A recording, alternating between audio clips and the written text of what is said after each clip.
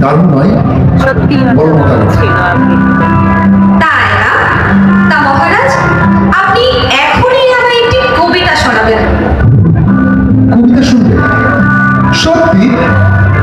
তা আমি এখনই শোনাতে পারি।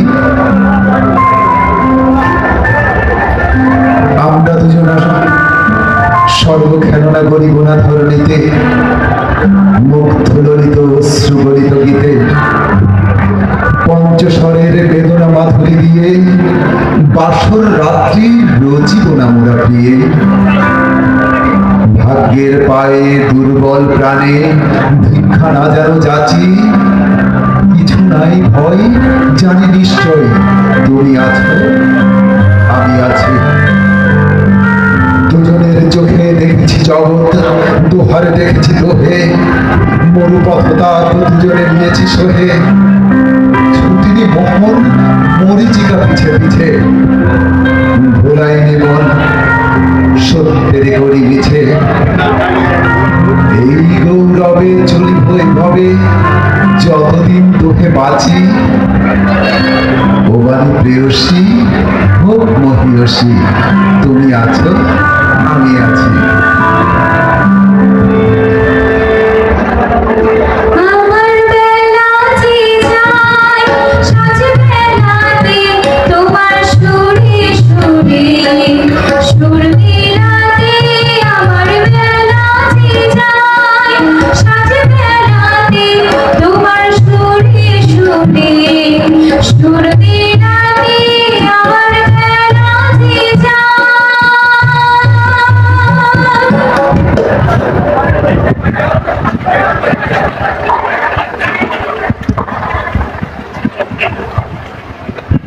কি হঠাৎ এমন চুপ হয়ে গেলে যে? ভাবছি তোমার মতো এত উঁচু দরের মানুষের সাথে কিভাবে দিন দিন জড়িয়ে পড়ছি।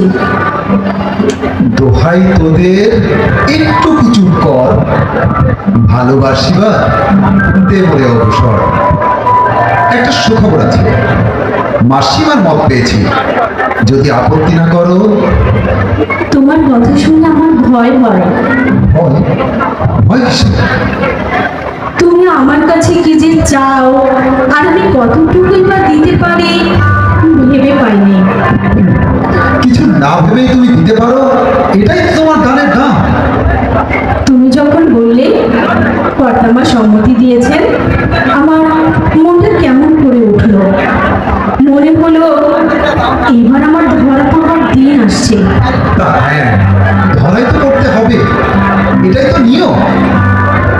শোনো, তোমার রুচি তোমার বুদ্ধি আমার অনেক উপরে।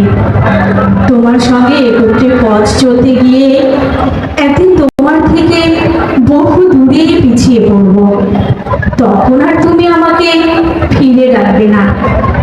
সেদিন আমি তোমাকে একটু দোষ দেব না। কি বলো? না না, কথাটা আগে শোনো। মিনতি করে বলছি, আমাকে বিয়ে করতে চেও না। তোমার কাছ থেকে আমি যা পেয়েছি সে আমার পক্ষে যথেষ্ট, জীবনের শেষ পর্যন্ত চলবে। তুমি কিন্তু নিজেকে ভুলিও না। তুমি আজকের দিনের ঐতিহ্যের মধ্যে কালকের দিনের কার্পণ্যের আশঙ্কা কেন করছো?